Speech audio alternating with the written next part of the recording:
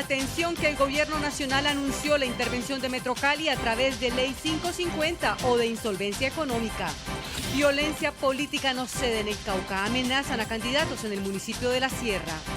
Habitantes de Belén de Bajirá sí podrán votar por candidatos chocoanos. Le ganaron el pulso a la registraduría que había sumado su censo electoral a Antioquia.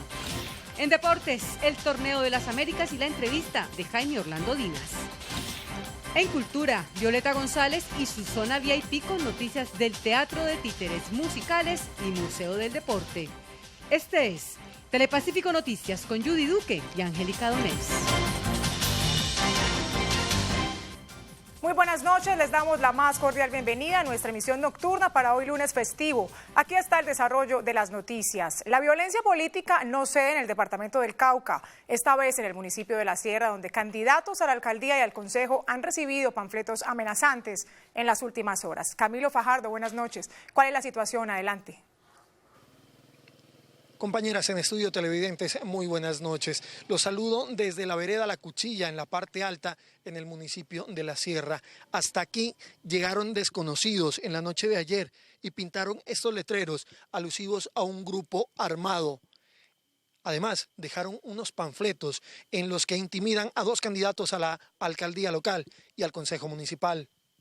Hasta esta vivienda donde habitan los padres de un candidato a la alcaldía llegaron desconocidos que arrojaron estos panfletos. Además, pintaron con letreros alusivos a las FARC las paredes del inmueble. Fuimos pues con copia de los pasquines porque ese fue uno que nos llegó. Nosotros tuvimos un evento el domingo 6 de octubre donde obviamente pues se contratan carros para que la gente saliera.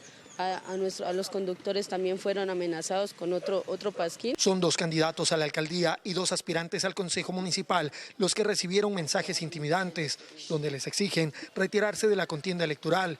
Los hechos quedaron registrados en cámaras de seguridad. Tenemos unas mesas en los corregimientos donde pueden ser vulnerables. Hace 4 años incineraron la votación, no queremos que eso mismo vuelva a suceder para este 27 de octubre. Estas intimidaciones ya fueron puestas en conocimiento de las autoridades, quienes investigan la procedencia de las amenazas a los aspirantes a cargos de elección popular en La Sierra.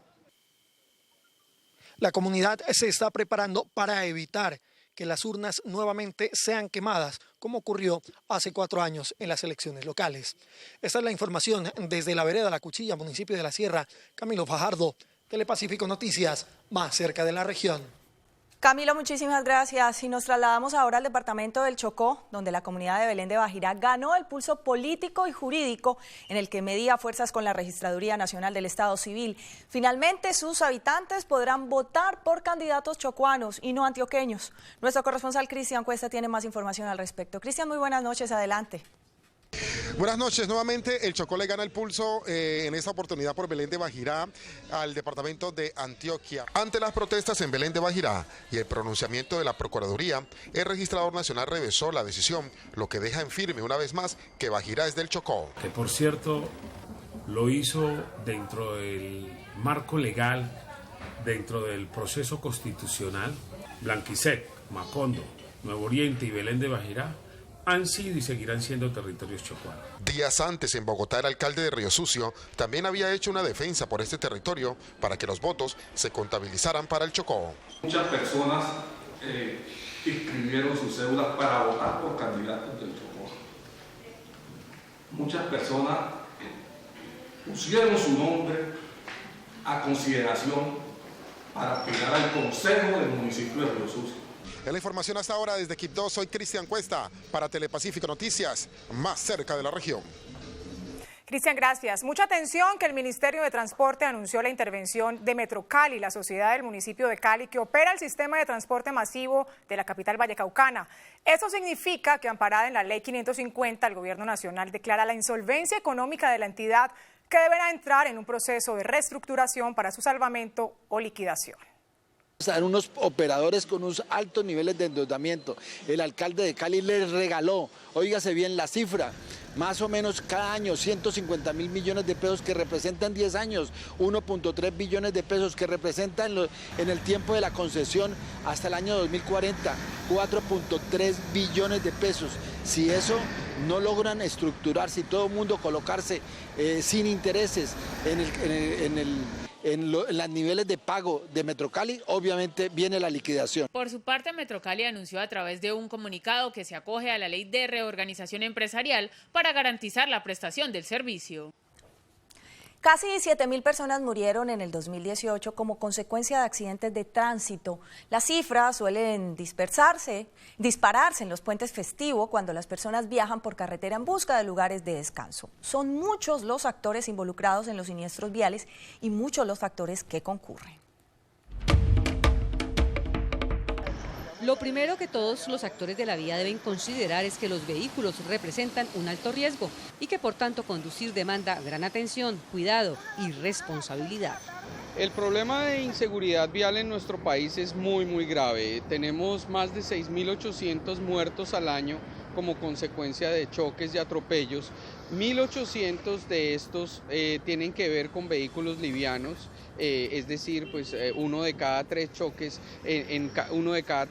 están involucrados carros, camperos, camionetas, y el costo total de la inseguridad vial en nuestro país puede ascender a 3.6% de nuestro Producto Interno Bruto. En Colombia mueren más personas en accidentes de tránsito que por enfermedades como el cáncer de seno, próstata o pulmón. Mientras por siniestros viales se registran 14 muertes por cada 100.000 habitantes, el cáncer de próstata aporta 6.9 muertes por cada 100.000 habitantes, seguido por el de seno con el 6.7 y el de pulmón con el 1.8 de las muertes por cada 100.000 habitantes. En el contexto colombiano, Palmira y Cali son las ciudades más peligrosas para morir en la vía. La primera de ellas con el 29.9% y Cali en quinto lugar con el 16.1%. En el mundo, peatones, ciclistas y motociclistas ocupan el 49% de las muertes, los primeros con el 22% de los fallecimientos, los ciclistas con el 4% y los motociclistas con el 23%. En el contexto nacional, la cifra prácticamente se duplica con el 78% de los fallecimientos, los peatones con 24%, los ciclistas con el 6% y los motociclistas con el 48%. En este orden de ideas, ¿qué está pensando el gobierno para mejorar la seguridad vial? El Congreso de la República tramita un proyecto de ley que propone acabar con la naturaleza privada de los centros de reconocimiento de conductores para que pasen a ser operados por las Secretarías de Tránsito de municipios y departamentos. ¿Qué tan efectiva será la medida?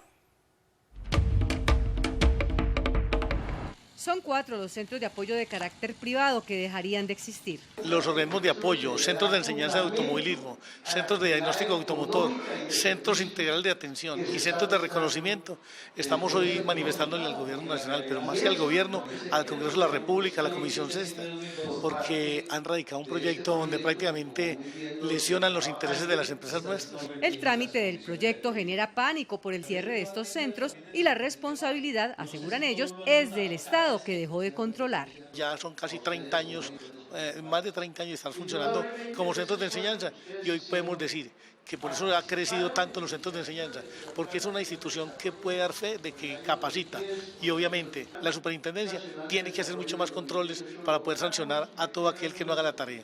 Los centros de reconocimiento evaluamos la aptitud física para conducir que tienen los conductores o aspirantes a renovar la licencia de conducción. Nosotros hacemos un diagnóstico, una fotografía, una instantánea de la condición médica de aquellas personas que aspiran a obtener licencia de conducción. Decimos si son aptos o no son aptos para conducir. Si llegáramos a desaparecer esta facultad, se le pretende endilgar a las EPS. Y surge la preocupación sobre la manera como las EPS responderían a esta demanda. Es apenas obvio la dificultad que tendrían los usuarios para conseguir las 4 evaluaciones médicas con especialistas de optometría, audiometría, fonoaudiología y medicina general que se requieren para poder obtener licencia de conducción de acuerdo al mandato legal. El sector, reconocen, se llenó de personas que no cumplen con su deber legal, pero estas no llegan al 2% del universo de centros. Piden no castigar a justos por pecadores. Nos sorprende el proyecto de ley porque llega un poco desenfocado, desatinado. No era el momento, creo que estamos en un proceso de cambio cierto, serio, y es muy posible que vayamos a obtener unos muy buenos resultados si continuamos por la parte de la concertación. Ya vamos a cumplir 10 años y todavía no se dan los planes estratégicos de seguridad vial que las empresas deben cumplir, todas las empresas. Salió eso también en esa misma ley. En el 2014 sale la resolución 1565, donde empiezan a exigirlos y hasta la fecha no se cumple con eso. La mayoría de las empresas no tienen el plan plan estratégico de seguridad vial.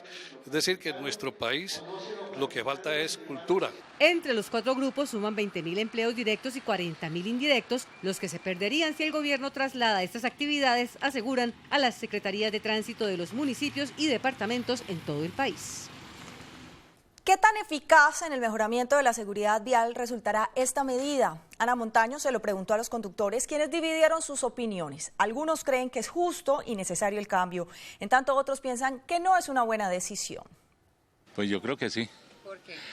Porque ahí se ve mucha cosa triquiñuelas en esas escuelas. Eso pagan por sacar el pase, sacan por todo. Entonces mejor que le mete a mano el gobierno a eso. Pues las escuelas de conducción son mejor, para mí es mejor las escuelas de conducción. Pues le dan más charla, más práctica, más teoría sobre las cosas. No estaría de acuerdo. ¿Por qué? Porque pues con las escuelas de conducción usted al menos tiene una opción y con el tránsito de pronto no. Pues no creo, porque yo pienso que las personas también tienen derecho al trabajo y eso ya se vuelve más un tema político que cultural, o que la gente tenga derecho a tener un ingreso adicional. Eso es lo que yo creo. Siempre y cuando todo sea legal, sí. Porque es que usted sabe que bajo el tránsito hay veces que se prestan cosas para manipularla con dinero. Que pase que a la Secretaría de Tránsito, porque ya quieren dominar todo, ¿no? Pues yo creo que sean aparte. Sí, que no sean con el tránsito, pues ya quieren monopolizar todo. Argumentos importantes que tanto el Gobierno Nacional como el Congreso deben considerar para tomar decisiones justas, pero lo más importante, que redunden en el mejoramiento de la seguridad vial. Veamos ahora otros aspectos a tener en cuenta para reducir los accidentes de tránsito. Es innegable que la mayoría de los accidentes de tránsito se registran por impericia del conductor. Otra causa recurrente es la imprudencia. Y si a esto le sumamos el mal estado de las vías, tenemos el cóctel perfecto para lograr la muerte o lesiones tan severas que la vida no volverá a ser la misma. Sin embargo, existe un cuarto elemento pocas veces considerado. Si nuestros vehículos tuvieran condiciones de seguridad mejores, podríamos salvar del orden de 1.800 vidas en los próximos 10 años, y es algo que pues no debería ser negociable. Hay marcas que manejan ese tipo de sistemas de seguridad, airbags para peatones. Sí. Pues acá en Colombia no las traen. ¿Recordamos la cifra? 23.9 billones de pesos de impacto negativo le dejan al país los accidentes de tránsito por costos en salud, la pérdida de vidas humanas productivas para sus familias. Es el 3.6% del PIB. Necesitamos que los vehículos que se venden en nuestro país sean mucho más seguros, y para eso necesitamos consumidores informados que exijan a las marcas traer los vehículos más seguros, y también un avance en la regulación en nuestro país para que cosas que no se pueden vender en este momento en Europa, en Estados Unidos o en Australia no se vendan en nuestro país. Y es que los vehículos hoy vienen equipados con 2 tipos de seguridad: pasiva, como por ejemplo la carrocería, el cinturón de seguridad, y la activa, dispositivos electrónicos que, aunque usted controla, en determinado momento pueden intervenir su actuación para corregir un error humano y evitar una catástrofe. Si yo no tengo puestos los cinturones de seguridad y puedo tener la cantidad de airbags o puedo tener la estructura más fuerte, de nada me sirve. Es importante que se tenga una buena posición en la altura.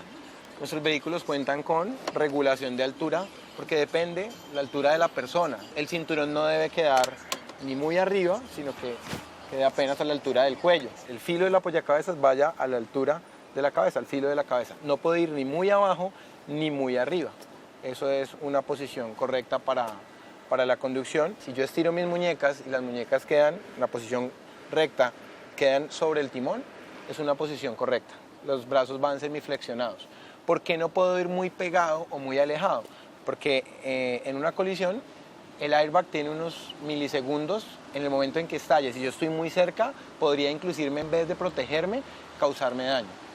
O si ya estoy muy lejos, cuando él ya ha estallado, ya es tarde cuando yo llego a que él me reciba. Otros dispositivos como control de estabilizador de tracción. Él corrige en determinada situación que si yo tomo de pronto una curva a demasiada velocidad, con los mismos sistemas de frenos se apoye. ¿Para qué? Para que él compense y presione más en una rueda que en otra, y la camioneta no se salga de la vía hacia donde yo llevo la dirección. Los airbags. Hay una seguridad también implícita en la estructura dentro de las puertas. Las puertas tienen unas barras contra impacto, digamos cuando hay un impacto lateral. Lo mismo dentro de los parales centrales, cuando hay un choque lateral, se ubican sensores para cuando se tienen airbags o bolsas de aire de cortina, que ellas se despliegan por toda la parte lateral para proteger, digamos, la parte de la cabeza de los pasajeros. Que el comprador verifique algunas de las condiciones que el vehículo tiene. Por ejemplo, ir y consultar las estrellas que da Latin NCAP, una organización independiente que hace pruebas de choque frontal a 60 kilómetros por hora y califica el desempeño de los vehículos de acuerdo con esa prueba. Ya muchos de los vehículos que se venden en Colombia son vehículos de 4 y 5 estrellas. Es interesante que los compradores verifiquen esas estrellas antes de la adquisición. Volviendo con el proyecto de ley que busca eliminar centros de apoyo. En este momento esas condiciones pues no son las mejores. Sería muchísimo peor si no tuviéramos las escuelas y no tuviéramos la revisión técnico-mecánica. La seguridad vial es responsabilidad de todas las personas que se desplazan por calles, andenes y carreteras. Centros de apoyo, hagan su trabajo con idoneidad. Gobierno, ejerza control. Conductores, aprendan a conducir. Peatones, circulen por donde corresponde. Pensemos en la vida más que en las cifras. Gracias por continuar en sintonía. Es momento para la información deportiva que nos presenta Jaime Orlando Dinas al pie de nuestra selección Colombia en Alicante, España. Jaime. En la jugada con Dinas. Perfecto. Oscar, me complace mucho saludarte porque no hablamos un poco de tu actualidad para Telepacífico Noticias. Bien. Gracias a Dios las cosas están saliendo muy bien. Contento por eso y feliz de estar acá. ¿Te has ido dimensionando en una liga exigente? Sí, gracias a Dios. Llevo un buen tiempo en la Liga Mexicana y cada vez me siento mucho mejor. Llegas a un nuevo proceso donde te acoplas de manera fácil y rápida por lo que se estableció previamente en tus convocatorios de la era Peckerman. Sí, sabemos que cuando llega un nuevo cuerpo técnico viene con unas ideas diferentes, igual hay que uno como jugador debe adaptarse a todo. ¿Es una posición donde hay cantidad y calidad por los jugadores que se convocan en defensa central? Sí, sabemos que hay muchos centrales con muy buen talento, en un buen momento, y yo pienso pues que siempre pues dando lo mejor y más que todo para la selección. Oscar Murillo en Telepacífico Noticias. En la jugada con Dinas. Se dio inicio en Cali a la versión número 17 del Torneo de las Américas, el evento más importante en el ámbito del fútbol aficionado, en el cual compiten los jugadores más destacados de las divisiones menores del balompié colombiano. 125 equipos nacionales y 4 extranjeros se tomaron a Cali para participar en el Torneo de las Américas en las categorías Sub-15, Sub-17 y Sub-19. Un torneo muy competitivo, es uno de los más grandes que tiene el fútbol colombiano y allí los jugadores pueden demostrar todo el potencial que tienen, los jugadores nacionales, internacionales y lógicamente los de aquí el departamento del Valle del Cauca. La selección Ecuador con sus divisiones menores también hacen parte del torneo, que les sirve como preparación para el Sudamericano Sub-15 de fútbol. Bueno, para nosotros muy importante, siempre hemos venido a este torneo la selección de Ecuador, a veces con la selección sub-17, en este caso lo hemos hecho con los chicos 2004, que son la sub-15. Jóvenes entre los 15 y 18 años tienen la posibilidad de foguearse con jugadores de su edad y de ser observados por veedores internacionales. Competitivo en el cual hay equipos de mucho nivel, entonces te permite saber cómo estás, qué tienes que mejorar y qué estás haciendo bien.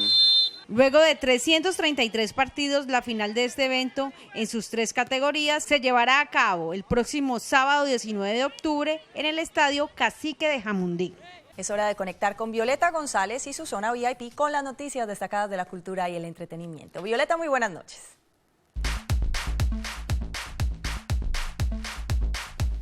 Muy buenas noches, iniciamos las noticias del entretenimiento y la cultura contándoles que el Festival de Títeres Ruquita Velasco abrió inscripciones para una capacitación. La maestra será Ana María Alvarado, que es una argentina, toda una profesional en el tema de los títeres, para todos los interesados en crecer profesionalmente en esto. Contribuir al desarrollo del conocimiento teórico, técnico y estético de los títeres es el propósito de la presencia de la maestra Ana María Alvarado, invitada a participar del componente académico del Festival de Títeres. Trabajo que se hace también con actores, con bailarines, con objetos encontrados que no son títeres, en fin. Los talleres de los que participó la maestra argentina son espacios de formación enfocados en el teatro objetos. Es un espacio más bien de desarrollo sobre investigación, el campo del teatro de objetos. El encuentro académico que culminó el sábado también contó con la participación de diversos maestros titiriteros del Valle del Cauca, quienes compartieron sus experiencias en este campo. Y llega por primera vez a Cali, Madagascar, 30 actores en escena que vienen desde Argentina para romper todos los límites de la comedia. Se trata de una obra original de Kevin del Águila, basada en la película animada Madagascar, llevado a escena por un equipo de 40 artistas. Es un espectáculo grandioso, con las mejores voces, con las mejores coreografías y con una historia hermosa de 3 animales en un zoológico que intentan hacer un gran viaje y así viven una gran aventura. Esta obra espera cautivar el corazón de los pequeños y adultos el próximo 20 de octubre. Una iniciativa para rescatar todo el patrimonio deportivo que tiene la capital Valle del Cauca se embarca. Y Ana Montaño tiene todos los detalles de esta tan buena noticia, que es cultural pero también deportiva. La propuesta surgió en el año 2017 y es impulsada por la Secretaría del Deporte de Cali con el propósito de contarle a las nuevas generaciones quiénes fueron nuestras glorias del deporte. Eventos que partieron en 2 la historia de nuestra región, como la exposición de la llama olímpica para la apertura de los Juegos Panamericanos en 1971, tendrán un espacio en este museo. Cali tiene una ventaja grandísima con el resto de ciudades, es que tenemos las 2 personas más importantes del deporte en atletismo a nivel internacional, vivas, que son Jaime Aparicio y Pedro Grajales.